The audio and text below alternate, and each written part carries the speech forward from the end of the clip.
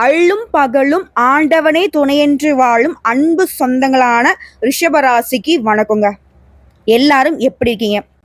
கடவுளுடைய அருள் ஆசியினால நிச்சயமா எல்லாரும் நல்லா இருப்பீங்க அப்படின்ற நம்பிக்கையோட இந்த பதிவை நான் தொடங்குறேன். இது வரைக்கும் நல்லா இல்லைன்னா கூட பரவாயில்லைங்க. இனியாவது நீங்க நல்ல வளத்தோடையும் நலத்தோடையும் வாழ அந்த தெய்வத்துடைய பரிபூர்ண அருள் கிடைக்கட்டும். உங்களுக்காக நான் தெய்வத்துக்கிட்ட வேண்டிக்கிறேங்க. ரிஷப ராசியுடைய கஷ்டங்கள், நஷ்டங்கள், கண்ணீர், கவலைகள் எல்லாமே மறைய தெய்வமே அருள் புரியுங்க. இதோட சுக்கிர பகவானை, அதாவது நாங்க ஜோதிடத்துல என்ன சொல்லுவோம்னா அசுரர்களின் குருன்னு சொல்லக்கூடிய சுக்கிர பகவானை ராசி அதிபதியாக கொண்ட ரிஷப ராசிக்கு உடைய அதிபதி யாருங்க? சுக்கிர பகவானை பொறுத்த வரைக்கும் செல்வம், செழிப்பு இதுக்கெல்லாம் அதிபதி அவர் தான். திருமணம் உள்ளிட்ட சுபகாரியங்களுக்குமே அதிபதி சுக்கிரன் தான். இது மட்டும் இல்லை, அவரை நாங்கள் கடத்திரக்காரகன்னு சொல்லுவோம். வண்டி, வாகனம், தொழில், கூட்டாளி, சுக வாழ்க்கைக்கு சுக்கிர பகவான் முக்கியமானவர். நவகிரகங்களில் சுக்கிரனை நாங்கள் அசுரன்னு கூட சொல்லுவோம். ஒரு மனுஷங்களுக்கு பொதுவாக சொல்கிறேன், கேட்டுக்கோங்க. நல்லா இருக்கணும்னா உங்களுடைய அதிபதியோடைய பலம் தேவை. அவர் எந்த அளவுக்கு உங்கள் ராசியில் நல்ல வலுவான நிலையில் இருக்காரோ அந்த அளவுக்கு ரிஷபம் நல்லா இருக்கும். அவர் வலுவிழந்து இருந்தாருன்னா ரிஷபம் என்னதான் உழைச்சாலும் சரி, என்னதான் முட்டினாலையும் மோதினாலையும் ஒன்றும் பண்ண முடியாது.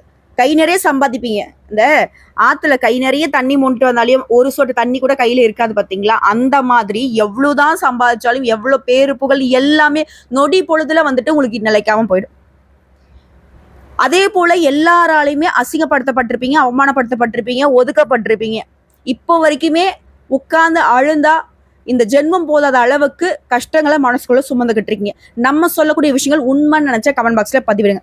இப்படி வருந்தக்கூடிய வாழ்க்கையை வாழக்கூடிய ரிஷபத்திற்கு உடைய அதிபதியும் உங்களுக்கு சாதகமாக இல்லாதே போனாலும் பரவாயில்ல தம்பி, நான் உனக்கு இருக்கேன்னு சொல்லிட்டு பூமிக்காரகன்னு சொல்லக்கூடிய, அங்காரகன்னு சொல்லக்கூடிய செவ்வாய் பகவான் உங்களுக்கு நல்ல ஒரு மாற்றத்தை ஏற்படுத்துறாங்க. சொல்லப்போனா உங்க வாழ்க்கையிலேயே அதிசயம் நிகழ போகுதுன்னு நான் சொல்ல போறேன். ஏன்னா செவ்வாய் பயிற்சிங்கிறது ரிஷபராசிக்கு கனவுலையுமே நீ நினைக்காத அளவுக்கு அதிர்ஷ்ட வாய்ப்புகள் உங்க வீட்டுக்கு கதவை தட்டும். சொல்ல முடியாது, கூரை பிச்சுட்டு கொட்டுற மாதிரி கூட வாய்ப்புகள் அமையும். செவ்வாய் கொடுக்கக்கூடிய அதிர்ஷ்டம் என்னன்னா, ஜூன் மாதத்துல நடைபெறக்கூடிய இந்த செவ்வாய் பயிற்சி ரிஷபராசிகளுக்கு அதிர்ஷ்டங்கள். அதே நேரத்துல கவனமா இருக்க வேண்டிய விஷயமும் இருக்கதான் செய்யுது. ஸோ அதிர்ஷ்டத்தை எப்படி பயன்படுத்தணும், கவனமா இருக்கக்கூடிய இடங்கள்ல எந்த மாதிரி விஷயங்களை நீங்க தவிர்க்கணும், தொடர்ந்து செய்யணும், எல்லாத்தையும் தெளிவா பார்க்கலாம். இப்போ நமக்கு அதிர்ஷ்டம் தரக்கூடியவர் யாரு? செவ்வாய் பகவான். அவரை வணங்கி இந்த பதிவை நம்ம தொடங்கும். சிறப்புறு மணியை செவ்வாய் தேவே, குறைவிழாதருள்வாய் குணமுடன் வாழ மங்கள செவ்வாய் மலரடி போற்றி அங்காரகனே அவதிகள் நீக்கு. செவ்வாய் பகவானே, உன் கருணை பார்வையினால இருக்கக்கூடிய கஷ்டங்களை போக்கி விடப்பா அப்படின்னு வேண்டி இந்த பதிவை இப்போ தெளிவா பார்க்கலாம். பொதுவா விண்வெளியில பூமிக்கு அடுத்தபடியா இருக்கக்கூடிய கிரகனாக்க செவ்வாய்ங்க. மண்ணாசையை குறிக்கூடிய கிரகம் இவர் தான். ஜீவராசிகள் உயிர் வாழ்வதற்கு ஏற்ற சூழ்நிலை செவ்வாயிலையும் இருக்கு. ஸோ இவர் பூமிக்காரகன்னு சொல்றதுக்கான பெயர் இதுவுமே. இவருக்கு இன்னும் பெயர்கள் தான் இருக்கு. சேய், அங்காரகன், குஜன், இதுவும் இவருடைய பெயர் தான். ஸோ இவரை பொறுத்த வரைக்கும் உஷ்டமான கிரகங்க. இவரு எந்த உறவுகளை குறிப்பாரு அப்படின்னு பார்த்தோன்னாக்க சகோதரருடைய நிலையை குறிக்கூடியவர். இப்போ எங்ககிட்டயே ஜோதிடம் பார்க்க வரவங்க, என்னுடைய உறவுகள் கிட்டே எனக்கு பார்த்தீங்கன்னா சரியான பொருத்தம் கிடையாது, என் அண்ணன் தம்பிக்கிட்டே சண்டை, சொத்து பிரச்சனை, அது இதுன்னு சொல்லிட்டு பங்காளி சண்டைலாம் நிறைய பேர் சொல்லுவாங்க. ஸோ அவங்க அந்த மாதிரி சொல்லக்கூடிய பட்சத்துல செவ்வாய் பகவான் எப்படி இருக்காரு, அவருடைய நிலை எப்படி இருக்குங்கிறத நான் பார்ப்போம். செவ்வாய் பகவான் பார்த்தீங்கன்னாக்க 4, 7, 8 இந்த பார்வையில இருந்தாருன்னா உங்களுக்கு அதிர்ஷ்டம் நிலைக்குங்க. குறிப்பா ஒரு சில பார்த்தீங்கன்னா உங்களுக்கு செவ்வாய் தோஷம் இருக்குன்னு சொல்லுவாங்க. 2, 4, 7, 8, 12 இந்த வீடுகள்ல செவ்வாய் பகவான் இருந்தாருன்னா உங்களுக்கு செவ்வாய் தோஷம் கிடையாது. சுயஜாதகத்துல செவ்வாய் வலிமை பெற்றவரா இருந்தா தைரியமா இருப்பீங்க, நிர்வாகத்திறன் இருக்கும், மொட்டனமா இருப்பீங்க, பிடிவாதம் இருக்கும், கோபம் இருக்கும், அதீத காம உணர்வு இருக்கும், போட்டி மனப்பான்மை மிக்கிறவராகவும் இருப்பீங்க. அதோட அரசியல், சென்ட்ரல் கவர்மெண்ட் ஜாபு, சீருடை பணிகள், இராணுவம், வீர விளையாட்டு, தற்காப்பு கலையில் இதெல்லாம் ஆர்வம் இருக்கும். கட்டுமஸ்தான உடல்வாகவே இருக்கும். ஏன்னா செவ்வாய் பலம் பெற்றவர்களுக்கு வீடு, வாகனம் எல்லா விதமான யோகமும் அமையும். ஸோ ஜாதருடைய நிலையில சகோதரமே நல்ல உயர்ந்த நிலையில ஆரோக்கியமானவர்களாக இருப்பாங்க. சகோதரர்கிட்ட உங்களுக்கு உறவுமே நட்பு ரீதியா நல்லா இருக்கும்.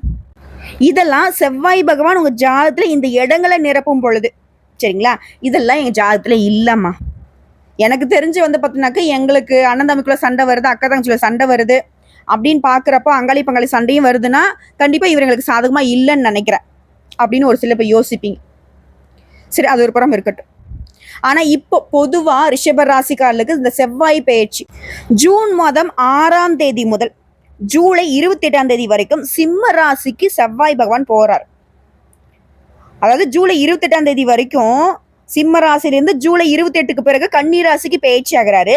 அந்த சமயத்துலயுமே சனியுடைய நேர்பார்வைக்கு வராரு. சரிங்களா? பெயர்ச்சி அதுக்கப்புறம் எந்த இடத்துக்கு போறாருங்கிறத பார்த்துட்டோம். இப்போ அடுத்த 45 நாட்கள் ரிஷபராசிக்காரங்களே நல்ல தெளிவா தெரிஞ்சுக்கோங்க. அடுத்த 45 நாட்கள் செவ்வாய் பகவான் உங்களுக்கு சாதகமா இருக்கனால சொத்து சேரும். ஏன்னா அந்த செவ்வாய் பகவானை பொறுத்தவரைக்கும் நீதியை நிலைநாட்டக்கூடிய கிரகம். உலகத்துல நடக்கூடிய ஒவ்வொரு சங்கடமான நிகழ்வுக்குமே செவ்வாய் தான் காரணமாகவும் இருப்பாரு. எதிரியுடைய தொல்லை, கொலை, கொள்ளை, வழக்கு எல்லாமே நடக்கிறதுக்குமே இவர் காரணம் தான். சாதகமற்ற சூழ்நிலையை ஏற்படுத்துறது இவர் தான். ஒரு மனுஷனுடைய வாழ்க்கையில ஒருத்தங்க ஜெயிலுக்கு போறாங்கனாலே அதை நிர்ணயிக்கிறதுமே இவர் தான். வண்டி வாகனத்துல செல்றப்போ மற்றவங்களால பிரச்சனை ஏற்படுத்தவும் காரணகர்த்தா இவர் தான். நீ சொல்றலாம் வச்சு பார்த்தா ஒட்டுமொத்த பிரச்சனையுமே இவர் தான் பண்ணுவார் போலே, சனீஸ்வர பகவான் கூட ஒதுங்கி நிற்பார் போலயே அப்படின்னு சொல்லுவீங்க. ஆமாங்க, அவருக்கு ஈக்குவலான வலிமையான கிரகம் தான் இவர். ஆனா இவரு மற்ற ராசிகளுக்கு பாதகத்தை ஏற்படுத்தினாலும் ரிஷப ராசிக்காரங்களே உங்களுக்கு நல்லதொரு வாழ்க்கையை கொடுக்க போறார். உங்க வாழ்க்கையில வசந்த காலம் வீச போகுதுங்க. நம்ப முடியலையா? சொல்றேன் கேளுங்க. ரிஷபராசி செவ்வாய் பகவான் சில இடங்கள்ல விசேஷமான நல்ல பலன்களையும் கொடுக்கக்கூடியவர் தான். பல இடங்கள்ல கெடு பலன்களை ஏற்படுத்தினாலும் செவ்வாய் கடகராசியில நீச்சஸ்தானத்துல இருந்து வெளியே வந்து சிம்ம ராசிக்கு வரார். ஸோ அடுத்த 45 நாட்கள் சனி செவ்வாய் சம்மந்தப்பட்டாலே உலக அளவில் பாதிப்புகள் ஏற்படும். அதுல நம்ம ஒன்றும் பெருசா விதிவிலக்கு கிடையாது. இப்போ எக்ஸாம்பிள் சொன்னா ஒருத்தங்க கெட்டவங்களா இருக்காங்க. உலகத்துல இருக்க எல்லாரும் கெட்டவங்களா இருந்தாலும் அவங்க வீட்டுக்கு அவங்க நல்லவங்களா இருப்பாங்க. அவங்க வீட்டுக்கு அவங்க கெட்டவங்களா இருந்தாலும் வீட்டுல கூடிய யாராவது ஒருத்தருக்கு அவங்களுடைய மனைவிக்கோ குழந்தைகளுக்கோ அப்பாவுக்கோ அம்மாவுக்கோ குடும்பம் யாராவது ஒருத்தவங்களுக்கு நல்லவங்களா இருப்பாங்க இல்லையா? அந்த வகையில செவ்வாய் பகவான் ரிஷபராசிகளும் உங்களுக்கு அவரு சாதகமா நிக்கிறார். யாருப்ப அந்த ரிஷபராசியை அடிச்சது, உதைச்சது, அழ வச்சது அப்படிங்கிற மாதிரி உங்களுக்கான நியாய தர்மங்களை நிலைநாட்ட இவர் உங்களுக்கு சாதகமா நிக்கிறார். புரியுதுங்களா? இவர் அதிபதியா இருக்கக்கூடிய ராசியை கூட கைவிட்டார். மேஷத்துக்கு கூட இப்போ வந்து பாத்தீங்கன்னா பாதிப்பு தான், தலைக்கு மேல கத்தி சுத்தக்கூடிய நிலை தான். ஆனா உங்களுக்கு அதிர்ஷ்டத்தை கொடுக்குறார். சிறப்பு இல்லைங்களா? அது எப்படின்னா உங்களுடைய விரையாதிபதி மற்றும் களத்திராதிபதியான செவ்வாய் நீச்சஸ்தானத்தை விட்டு வெளியில வரார். உங்களுடைய நண்பர்கள், வாழ்க்கை துணை, சக பணியர்கள் மூலம் உங்களுக்கு ஏற்பட்ட மனக்குழப்பங்கள் நிவர்த்தி ஆகும். ஒரு மனுஷனுக்கு எத்தனை பேர் பாருங்க எதிரா இருக்கிறது. இப்போ வீட்டுல கஷ்டமா ஃப்ரெண்ட்ஸ் உதவி செய்வாங்க, அவங்களே நமக்கு எதிரி இல்ல. வீடும் கெட்டுச்சு, ஃப்ரெண்ட்ஸும் கெட்டுச்சு. வேலையிலையாவது போய் ஏதோ நம்ம வேலையை பார்ப்போம் அப்படின்னு போனாக்கா கூட வேலை போறவே நமக்கு எதிரி. இப்படிதான் ரிஷபம் வந்து ஒவ்வொரு நாளையும் கடந்து வந்துட்டு இருந்துச்சு. ஆனா இப்போ ஒட்டு மொத்தமா அந்த பிரச்சனை மூணுத்தையுமே இப்போ வந்து நிவர்த்தியை கொடுக்கிறார். அதே போல வீடு, மனை, ஆரோக்கியம் இது சார்ந்த விஷயங்கள்ல கவனமா இருக்க சொல்றார். இதோட வேலையில கவனம். 4ஆம் பார்வையை 7ஆம் இடத்துக்கு செவ்வாயுடைய பார்வை வருவதனால 7ஆம் பார்வையை 10ஆம் இடத்தையும் பார்க்கறதுனால வேலை விஷயங்கள்ல சின்னதா பாதிப்பு ஏற்படுறதுக்கு வாய்ப்பு இருக்கு. இதனால நம்ம கொடுக்கப்பட்ட வேலையை நம்ம வந்து கரெக்டா பண்ணிக்கணும். அதே போல யாரையும் நம்பி நம்முடைய வேலையை ஒப்படைக்க கூடாது. நேரம் காலம் கடத்தக்கூடாது. மேல் அதிகாரிங்க சொல்றதை கேட்டு நடந்துக்கணும். புதுசா நம்ம எதுவும் யோசிக்க வேணாம். நமக்கு கொடுக்கப்பட்ட வேலையை மட்டும் கரெக்டா செஞ்சு முடிச்சுப்போம். இதோட கூட வேலை பார்க்குறாங்க பார்த்தீங்களா? இது வந்து உத்தியோக பணியில் இருக்கவங்க. இது வியாபாரம் பார்க்குறீங்க அப்படின்னா சக வியாபாரிகள் இவங்க கிட்ட எல்லாம் மோதல் போக்கு வரும். நீ என்ன நான் என்ன சண்டை போடுற மாதிரி சூழ்நிலை வரும். அந்த போக்கை கடைபிடிக்க வாய்ப்பு இருக்கிறதுனால கவனமா இருக்கணும். மோதல் போக்கு இருக்கக்கூடாது. சண்டை சச்சரவு வேணாம். வீண் வாக்குவாதம் வேணாம். இதை தவிர்த்துட்டா ஒட்டு மொத்தமா நல்ல பலன்கள் கிடைக்கும். இதோட நண்பர்களும் சரி, கூட வேலை பார்க்கணும் சரி, உங்களுக்கு உதவி செய்யறதுக்கு தயாரா இருப்பாங்க. என்னம்மா சொல்ற, இத்தனை நாள் அவங்களே என்கிட்ட சண்டை போட்டாங்க, அந்த நிலை தாங்க மாறுது. இனி நீங்களே சண்டை போட்டாலும் அவங்க உங்ககிட்ட நட்பு தான் பாராட்டுவாங்க. அடுத்து திருமண யோகம். திருமண வயதில் இருக்கவங்களுக்கு திருமண பேச்சுவார்த்தையில இதுவரைக்கும் இருந்த தடைகள் விலகுது. திருமண யோகம் கைகூடி வருது. திருமண நிச்சயதார்த்தம் நடக்கும். நின்று போன கல்யாணம் திரும்ப வந்து பார்த்தீங்கன்னாக்க முடிவு பெறும். இதுல காதல் உறவுல இருக்கக்கூடிய ரிஷபராசி ஆண்களோ பெண்களோ உடைய காதல் உறவு பெற்றோர் சம்பத்தோட திருமண பந்தத்துக்குள்ள கைகூடி வரும். அதே போல உங்க ராசிக்குள்ள ஜூன் 29ஆம் தேதி வரைக்கும் விரயஸ்தானத்துல இருக்கக்கூடிய சுக்கிரன் திருமண யோகத்தை கொடுக்கிறார். ஜூன் 29 முதல் ஜூலை 26 வரைக்கும் திருமணம்ங்கிறது கட்டாயம் நடந்தே தீரும். முயற்சி பண்ணுங்க. சரிங்களா? அதே போல காதலிக்கிறவங்க உங்களுடைய காதல் வந்து இப்ப வெளிப்படுத்தலாம். அதே போல ரிஷபராசி ஆண்களோ பெண்களோ உடைய எதிர்பாலினம் இருக்கு இல்லையா, ரிஷபராசி பெண்களாக இருந்தாக்கா ஆண்கள் கிட்டையும், ரிஷபராசி ஆண்களாக இருந்தாக்கா பெண்கள் கிட்டையுமே உதவிகள் கிடைக்கும். உடைய வியாபாரத்திலையும் சரி தொழிலையும் சரி ஒரு பெரிய மாற்றத்தை உருவாக்குவதற்கான வாய்ப்பும் கிடைக்கும். மாற்றம்னாவே அது வந்து உயர்வு தாங்க, புரிஞ்சுக்கோங்க. இதோட சனி பகவானை பொறுத்திருக்கோம் ஜூன் 6 முதல் ஜூலை 28 வரைக்கும் உங்களுக்கு சாதகமா செயல்படுவதனால கவலையே பட வேணாம். உடைய கௌரவத்துக்கு எந்த விதமான பாதிப்புமே ஏற்படாது. சூப்பருங்க. அதாவது வலிமையான கிரகனாக்கா சனீஸ்வர பகவானை சொல்லலாம், அதுக்கப்புறமா ராகேது சொல்லலாம், அதுக்கப்புறம் செவ்வாய் பகவானை சொல்லலாம். இப்போ சனீஸ்வர பகவானும் சரி செவ்வாய் பகவானும் சரி ரிஷபத்திற்கு சாதகமாக தான் செயல்படுறாங்க. இதனால பணவரவு அதிகரிக்கும். இதோட குருவும் சேர்றாருங்க. குரு பகவானை பொறுத்தவரைக்கும் உங்களுடைய பணப்புழக்கத்தை அதிகரிப்பதற்கான சூழ்நிலையை ஏற்படுத்துறாரு. புதனும் 2ஆம் இடத்துல இருந்து 3ஆம் இடத்துக்கு போவதனால நன்மைகள் அதிகமாகும். 4ஆம் இடத்துல செவ்வாய் இருப்பதால தாயாருடைய உடல் ஆரோக்கியத்துல கவனம் வச்சுக்கோங்க. அதே போல உணவு வயிறு சார்ந்த விஷயங்கள்ல மிகுந்த கவனமா இருக்கணும். ஆரோக்கிய விஷயத்துல நிதானமாக இருக்கிறது ரொம்ப நல்லது. ஓகேங்களா. அடுத்ததான் 4ஆம் இடத்துல இருந்து செவ்வாய் 7ஆம் இடத்தை பார்க்கிறார். இன்ஃபெக்ஷன் மற்றும் முதுகு தண்டு வடத்துல பிரச்சனை வர்றதுக்கு வாய்ப்பு இருக்குங்க. இதுல வந்து திரும்ப திரும்ப சொல்றேன், ஆரோக்கியத்துல கவனமா இருங்க. அதே போல வண்டி வாகன சேர்க்கை ஏற்படுறதுக்கு வாய்ப்பு இருக்கு. சிலருக்கு வீடு மனை சார்ந்த விஷயங்கள்ல பராமரிப்பு செலவு இருக்கும். அதாவது ஒட்டுமொத்தமா சொன்னா ரிஷபத்திற்கு இந்த செவ்வாய் பேச்சுங்கிறது இது நாள் வரைக்கும் இருக்கக்கூடிய பிரச்சனைகளுக்கு ஒரு முடிவு தரக்கூடிய மாதிரி தான் இருக்கு. புதுசா எந்த ஒரு பாதிப்பும் வராது. ஸோ இந்த பாதிப்பு இல்லாத இந்த நேரம் காலம் உங்களுக்கு சாதகமா இருக்கணும், வரக்கூடிய அதிர்ஷ்டங்கள் உங்களுக்கு நலச்சிருக்கணும்னா நீங்க செய்ய வேண்டிய வழிபாடு, குலதெய்வ வழிபாட்டை செய்வதனால நல்லது நடக்கும். முடிஞ்ச அளவுக்கு முருகன் வழிபாடு செய்யறதுமே சிறப்பு. வாழ்க்கையில பல்வேறு விதமான மேன்மைகளை ஏற்படுத்துவார். வேலை சார்ந்த விஷயங்கள்ல நேரம் தவறாமையை கடைபிடிப்பது அற்புதமான பலன்களை கொடுக்கும். இதோட சில அசாதாரண சூழல் ஏற்பட்டாலும் பெரிய பாதிப்புகள் எதுவும் வராது. மாற்றம் முன்னேற்றத்துக்கான நேரமா தான் இந்த செவ்வாய் பயிற்சி முற்றிலும் உங்களுக்கு கிடைச்சிருக்கு.